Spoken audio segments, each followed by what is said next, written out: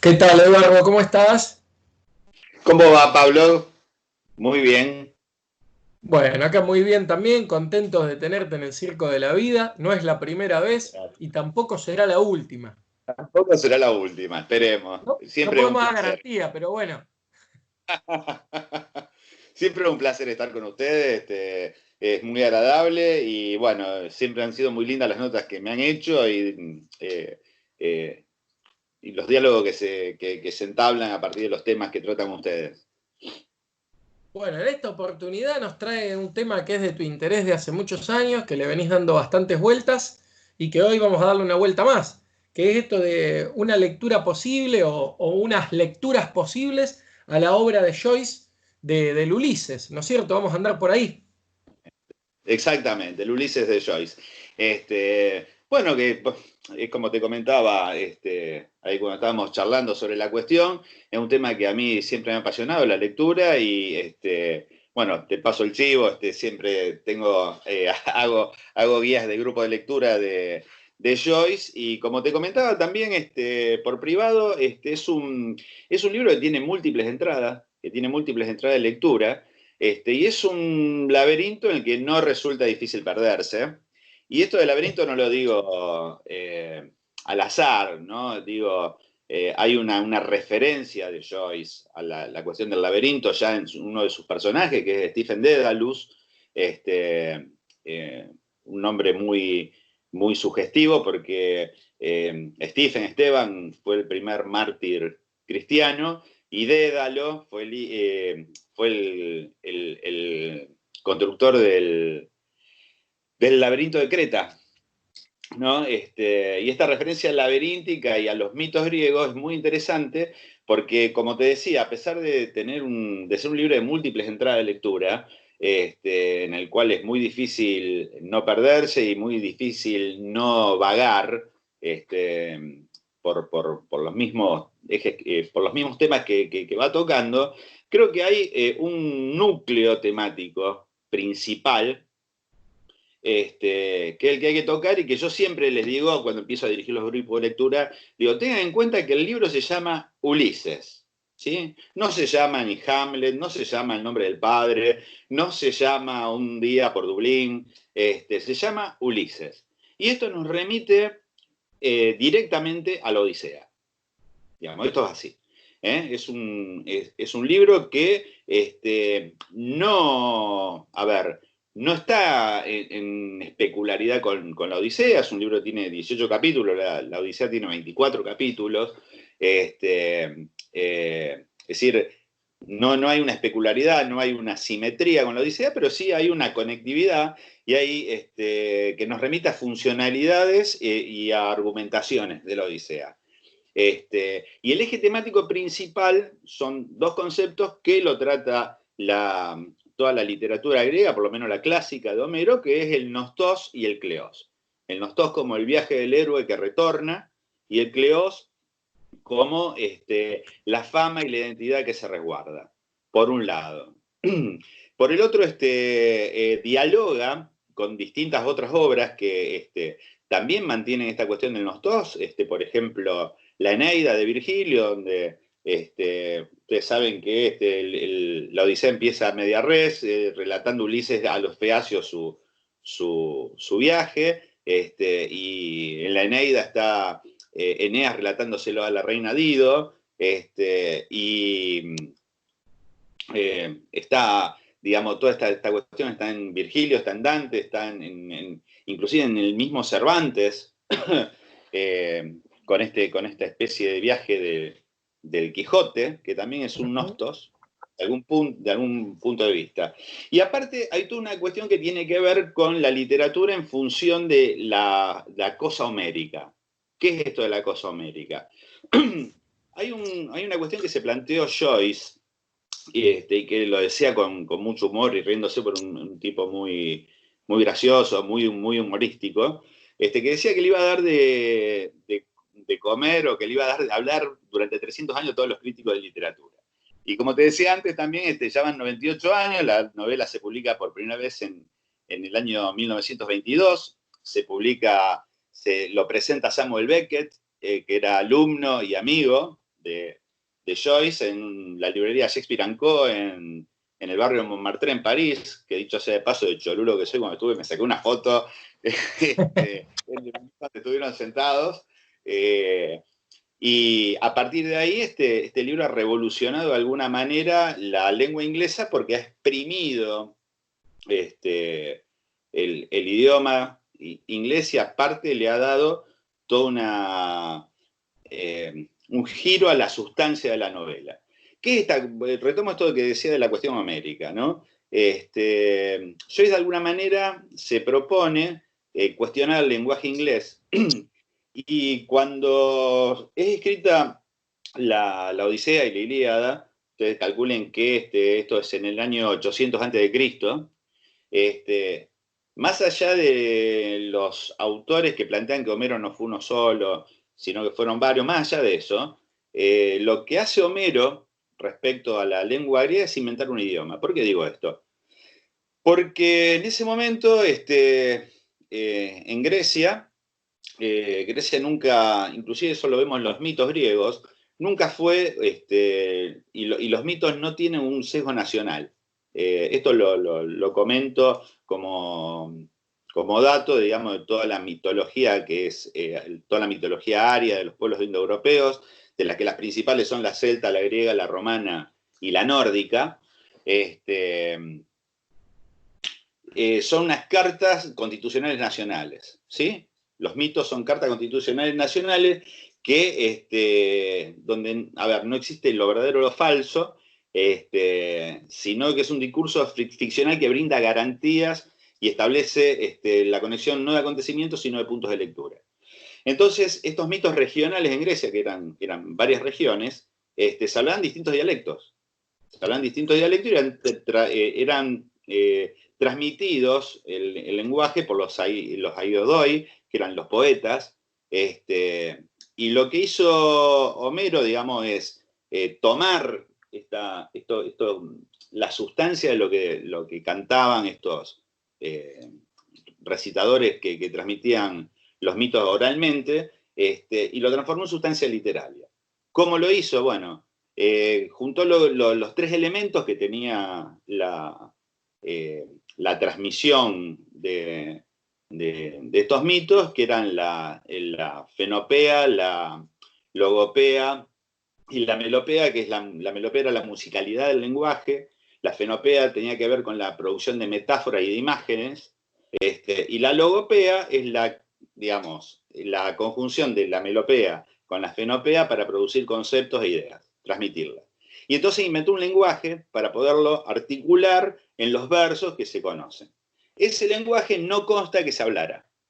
Ese lenguaje nunca se habló en Grecia. El lenguaje que propone Homero nunca jamás se habló. Es un lenguaje absolutamente literario, y él lo plasma en las dos obras que son las más conocidas, que es la Ilíada y la Odisea. Y que aparte trae toda una tradición que eran cantos que siempre estaban referidos a invocar a la musa. Todo lo que hayan leído la Odisea y la Ilíada empieza evocando a la musa. Canta, oh musa, la cólera del Piela de Aquileo, que tanto daño le ha causado a los aqueos y que ha mandado al palacio del Hades a tantos y tantos héroes que sirvieron de pasto a las fieras y a todas las aves de rapiña, dice. Me la conozco de memoria. Por eso digo, hay que leer, hay que tener, no sé si leer, pero bueno, por lo menos tener presente la Odisea para empezar a encarar esta cuestión del Ulises de Joyce, ¿no? Eduardo, Sí. te interrumpo ahí un segundo. No. Porque esto es algo que suele suceder con varias obras y vos contabas por ahí que llevaste adelante la dirección de varios grupos de estudio. Es importante esto de tener la antesala. Entonces, podemos pensar, vos decís, sugerís que hay que tener por lo menos un pasaje por una lectura de Homero, digamos, de estas dos obras. ¿Hay algún otro material del cual también sea fundamental o que sirva como contrapunto para poder abordar la lectura con más cimientos? ¿O va por ahí? Esto va como primer eje temático, ¿por qué? Porque, a ver, el Ulises ajusta un esquema. parece que no, porque parece una obra, por ejemplo, el capítulo 18, el último de los capítulos, son 100 páginas que no tiene un solo signo de puntuación. No tiene un solo signo de puntuación. Penélope, que es el último capítulo, no tiene un solo signo de puntuación.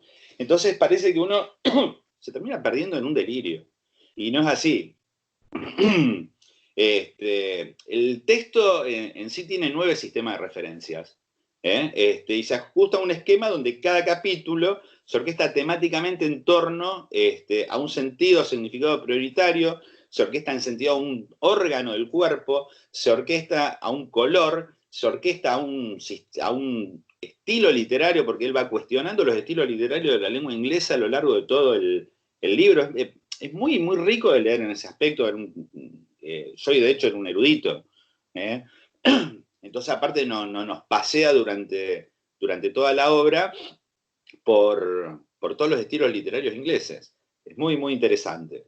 Y aparte está dividido, aparte es como que en el transcurso de la obra va formando un cuerpo. Arranca desde los órganos sin cuerpo y terminando en un cuerpo sin órganos.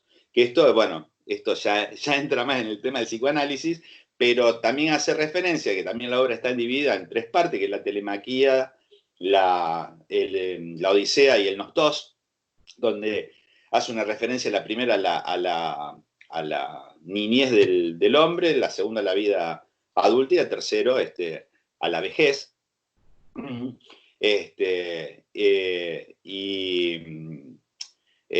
Bueno, entonces todos esos núcleos temáticos hay que ir teniéndolo en cuenta a medida que va transcurriendo la obra. Y en ese transcurrir sí va dialogando con otras, justamente como nos pasea por toda la literatura, va dialogando con otras obras. Como te dije, va dialogando con Virgilio, va Shakespeare, hay mucho de Shakespeare, muchísimo, sobre todo por esta cuestión de que hay muchísima referencia a la cuestión del padre, y hay muchísima referencia también a una cuestión donde hay una crítica social y política a Inglaterra, fundamentalmente. No olvidemos que era irlandés, está muy presente la cosa irlandesa. Leopold Bloom, que es el personaje, se pasea siempre con una papa en el bolsillo, con una clara referencia a la hambruna de la papa en Irlanda, merced a las políticas inglesas, que costó muchísimas vidas. Y aparte hay también toda una crítica muy fina a la cuestión de los nacionalismos. Hay un capítulo, por eso digo que no es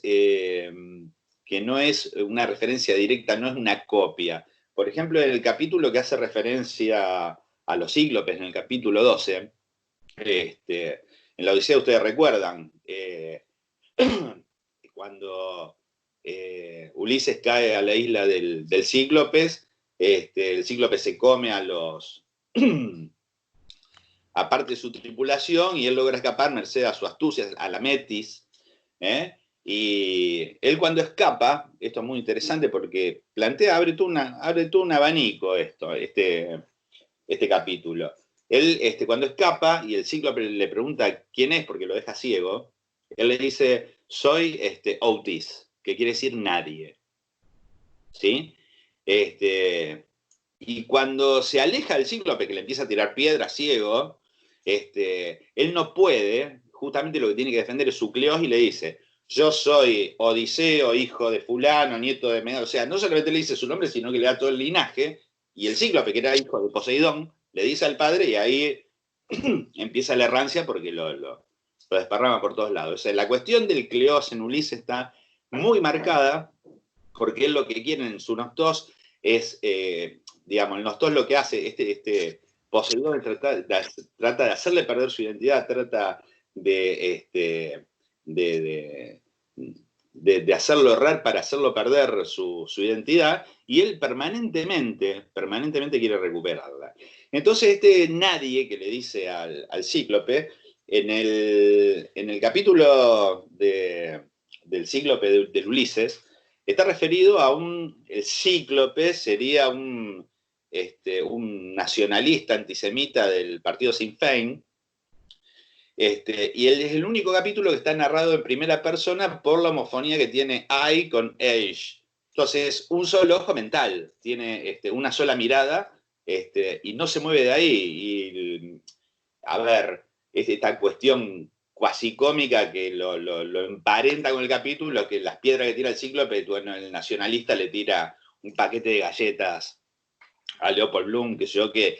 Leopold Bloom era justamente judío, hijo de un padre judío sefaradí, que se cambia el nombre en Irlanda a Bloom para evitar justamente el desprecio. Y esto tiene que ver con toda la política de los inmigrantes, ¿no? Que esto de ocultar la identidad para mantener y preservar su propia identidad y sus costumbres. Sobre todo en Irlanda en ese momento, con estas cuestiones del nacionalismo, ¿no?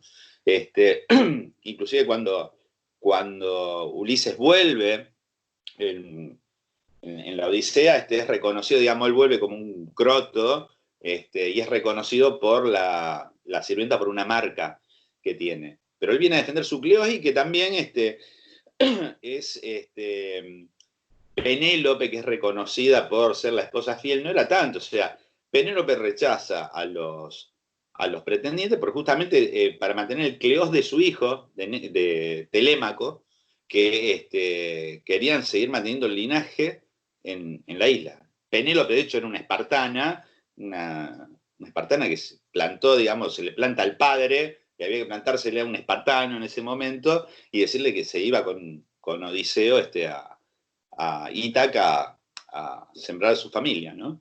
Entonces, bueno, esos son los diálogos que tiene con la Odisea, que no es una transcripción especular, ¿no?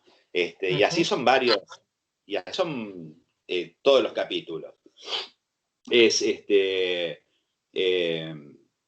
Por eso, bueno, esta cuestión del nostos es muy, muy interesante porque, digamos, yo ahí sí, esta cuestión psicoanalítica que no la puedo evitar, todo este nostos, ¿no?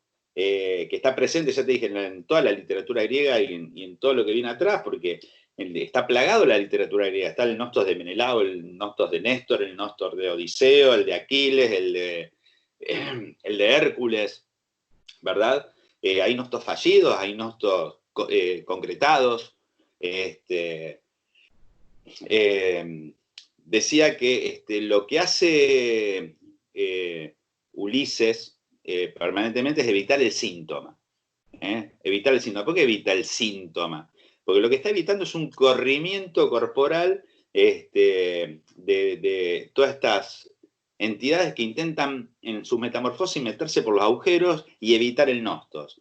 Cuando cae a la isla de Circe, que transforma a su tripulación en animales, cuando cae con Calipso, que es muy interesante porque ahí en Calipso no solamente su nostos es evitar el síntoma, sino también evitar la repetición. Es decir, Calipso le ofrece más de lo mismo, una perpetuidad, salir de la mirada, quedarse, y era una oferta muy tentadora, porque no olvidemos que cuando él cae a la isla de Ogygia, vive 7 años con Calipso y una diosa que le ofrece todo un esquema de sexualización, y no solamente le ofrece eso, sino que le ofrece la inmortalidad y la juventud por la eternidad, y él había que resistirse a esa oferta tan tentadora, y él, sin embargo, insiste en volver a Ítaca, que es muy, muy distinto, y ahí es donde está el parangón, donde también dialoga con otras obras como la de Musil, en el hombre sin atributos,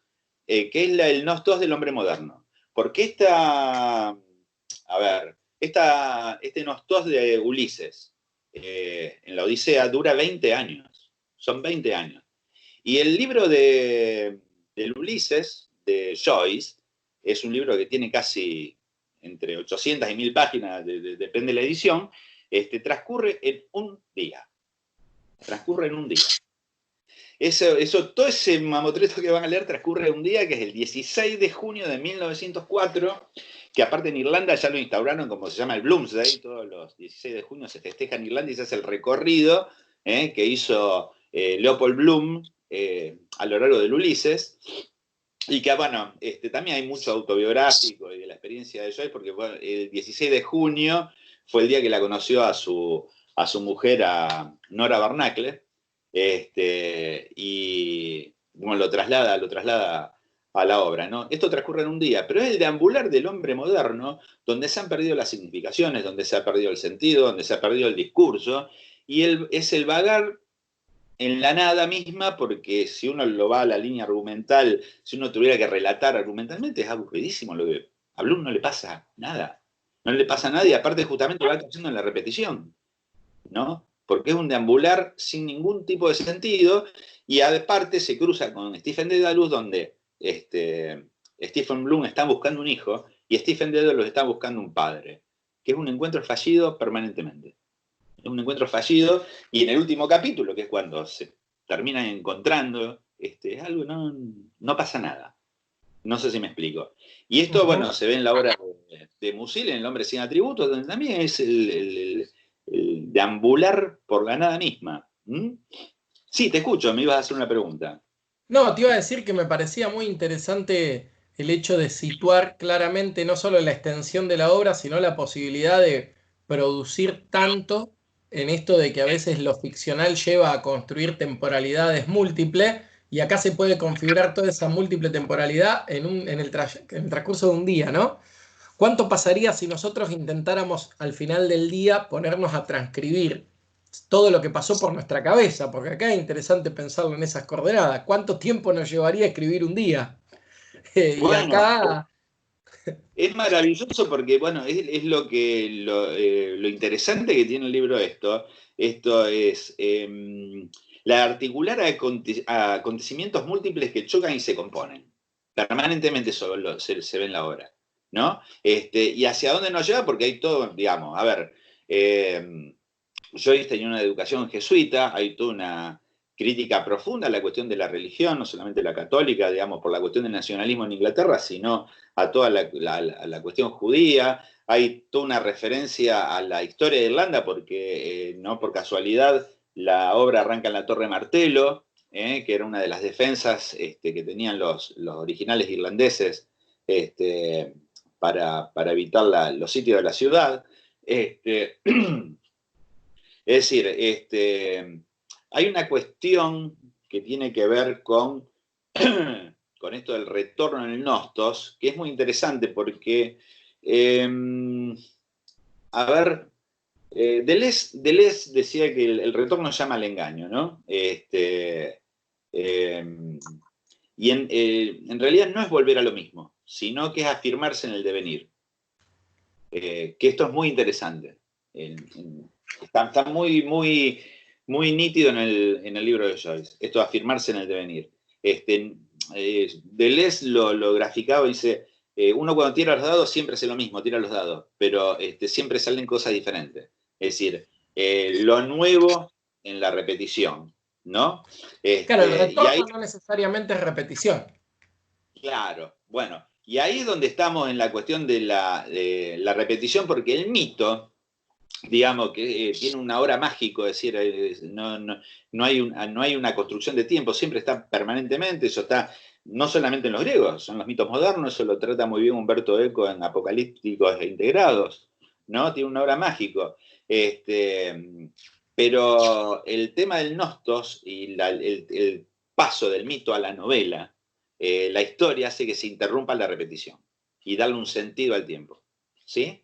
Que esto está muy interesante. Pero aparte es muy interesante, ya viéndolo más del punto de vista psicoanalítico, ¿no? Yo pensaba en lo que plantea Lacan en lo de DJ Automatón, ¿no? Porque en esto del retorno, de la repetición, lo que está en juego es volver una escena que está perdida y que nunca más se puede encontrar, y un objeto que está perdido, pero está perdido porque por acción de la demanda está perdido en las redes del lenguaje, o sea que es imposible volver a él, salvo como ilusión, ¿sí? Entonces, el sujeto está metido en una cadena significante que ni siquiera lanza y de la cual no es agente. Esa cadena es la cadena que tiene que ver con la ley, que tiene que ver con el padre, que tiene que ver con el linaje, que tiene que ver con con la introducción del sujeto en esa cadena, de la cual tampoco es agente.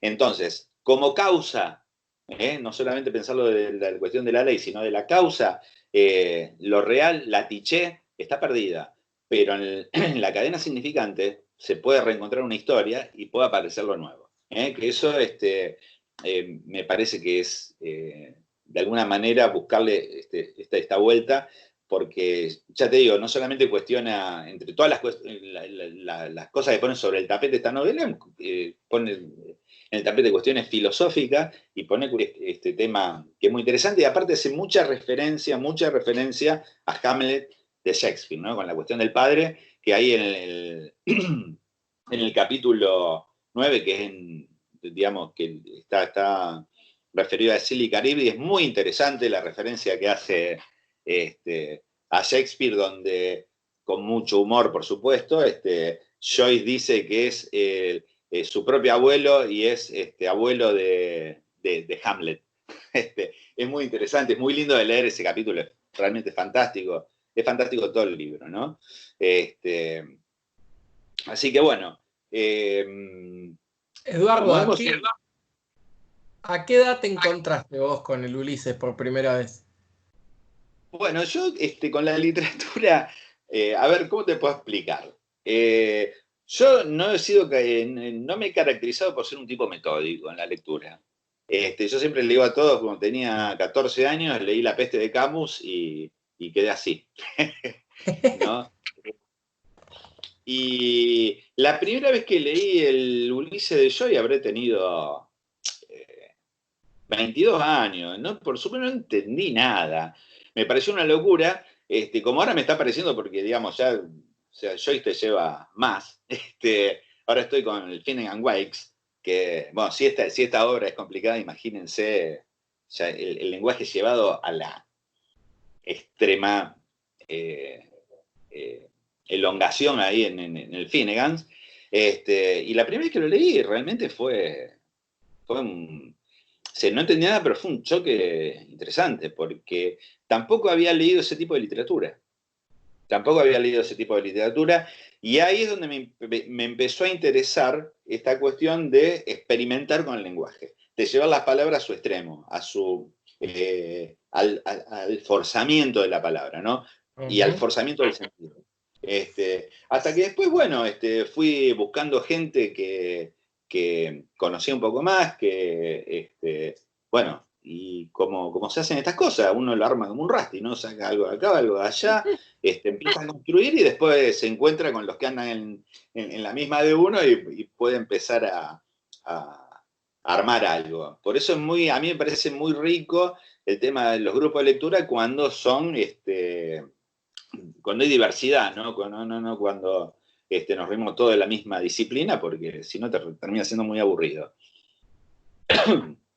Pensaba esto sobre todo porque fuera de aire habíamos estado hablando, de hecho cuando me mostraste tu ejemplar está bastante cascoteado, o sea que tiene varias lecturas encima. Ahora Siempre me para acuerdo que está. el que lo está pudiendo ver, está bastante cascoteado. Y me contabas Sí. también la pluralidad justamente de los últimos actores con los que habías estado compartiendo este espacio de lectura, ¿no? Desde la antropología, de la teología, o sea, de distintos ámbitos. Y eso seguramente enriquece lo que tiene que ver después con la parte donde nos gusta a los psicólogos, que es cuando hacemos asociación libre, y en ese sentido es como que el entramado discursivo de varias disciplinas le debe dar una riqueza a la producción y a los posibles análisis y vuelta que permite también hacer como relecturas de la relectura, o sea, no caer justamente en la repetición. Exactamente. Hay una cuestión que a mí me interesa porque, bueno, por supuesto que conjuntamente con los grupos de lectura del Ulises, tengo grupos de lectura con sobre todo los seminarios del último Lacan, que creo que es el más apasionante. Y esta cuestión del seminario 23, por ejemplo, que ha llevado también a discusiones que no las entiendo a veces porque hay gente que termina preguntándose si Joyce estaba loco. A ver, me parece primero no es el tema del seminario, ¿no? Si Joyce estaba o no estaba loco, creo que interesa muy poco. El asunto del seminario 23 es ver qué es lo que está pasando con esta cuestión de los nudos. A ver, para explicarlo un poco más llanamente. Nosotros estamos acostumbrados a ver, sobre todo los que salen de la facultad, el nudo Borromeo, tan lindo, 2 y enlazado por 1, ¿no? imaginario real y simbólico. Entonces yo siempre le digo digamos, a los que viven en este grupo de lectura, ¿ustedes creen que al consultorio les va a llegar esto alguna vez? Digo, no, porque este nudito es un tipo que no le pasa nada. Acá a nosotros nos interesa cuando hay un registro que invade al otro, cuando se avanza sobre otro. Nos interesa la inhibición, nos interesa el síntoma, la angustia, nos interesa cuando hay una falla en el nudo, nos interesa cuando está desanudado.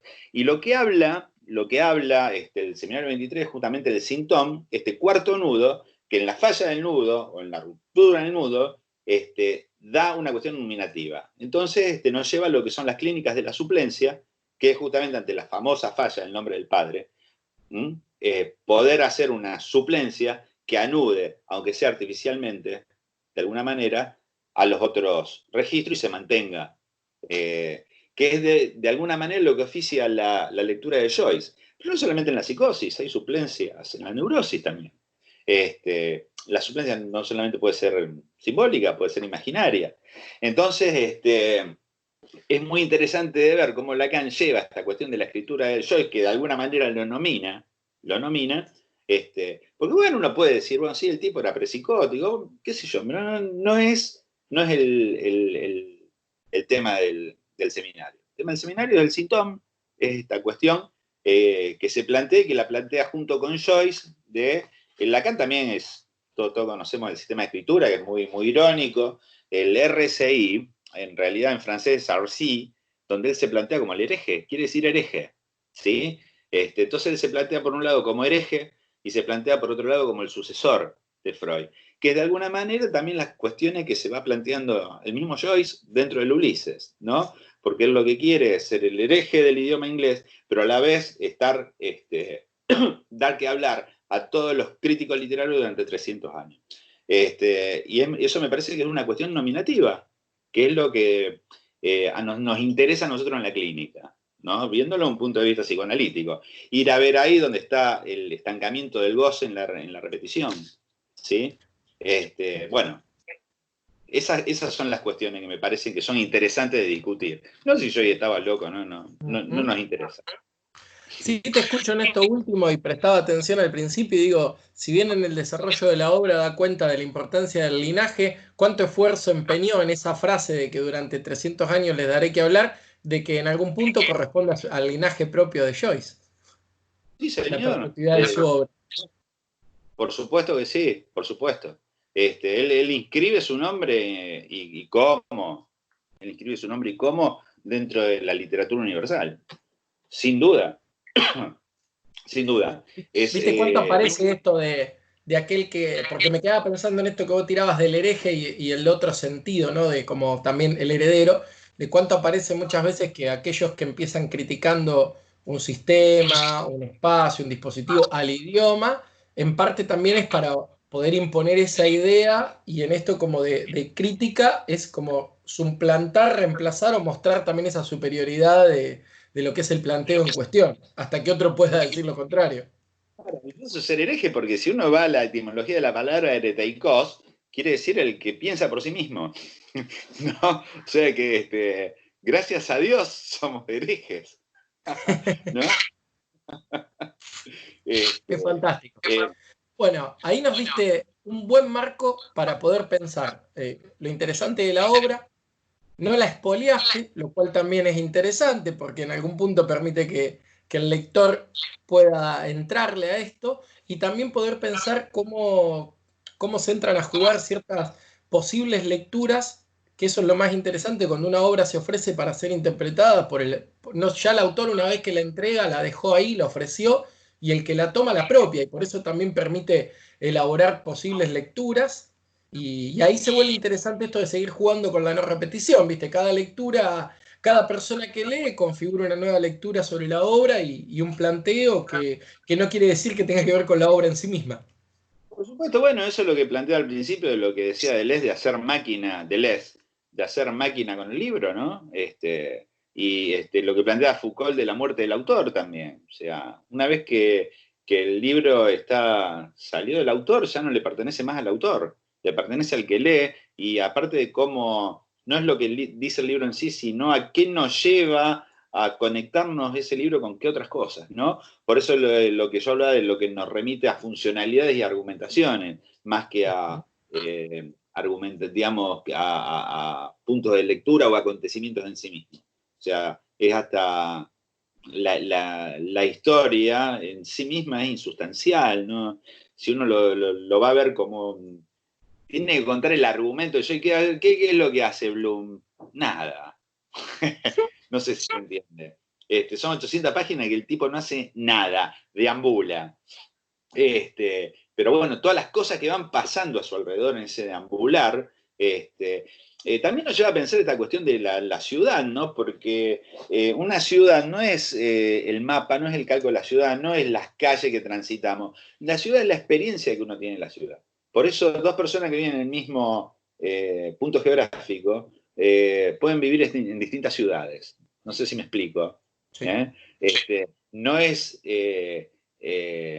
la misma ciudad para mí que para un vagabundo, que para uno que vive en una villa, para uno que vive en un country. No es lo mismo. La ciudad es la experiencia que uno tiene en esa ciudad. Y acá eso está muy marcado porque la Dublín que transita Bloom es una Dublín que se va armando a partir de las experiencias que él va teniendo en función de su deambular, ¿no? De su errancia. Que por eso es muy, muy interesante de leer. Muy interesante leer más allá de esta textualidad, ¿no? Bueno, Eduardo, fantástico. Gracias por compartir esta visión, esta mirada con nosotros. Sabés que el Circo de la Vida está abierto para vos todas las veces que lo quieras transitar. Y bueno, dejamos abierta la puerta a que puedan aparecer inquietudes de oyentes, preguntas, algo que nos dé material para un segundo encuentro. Abierto a cualquier inquietud. A mí me apasiona charlar estas cosas, así que ya inclusive, bueno, cuando termine toda esta locura cuarenteniaica, me encantaría retomar los grupos de lectura. Es algo que es muy apasionante y es muy grato de hacer. Y bueno, te agradezco una vez más. Saludo para todos los muchachos del Circo de la Vida, que son una familia. Siempre es muy grato estar presente con ustedes. Bueno, muchas gracias, Edu. Hasta la próxima. Hasta la próxima.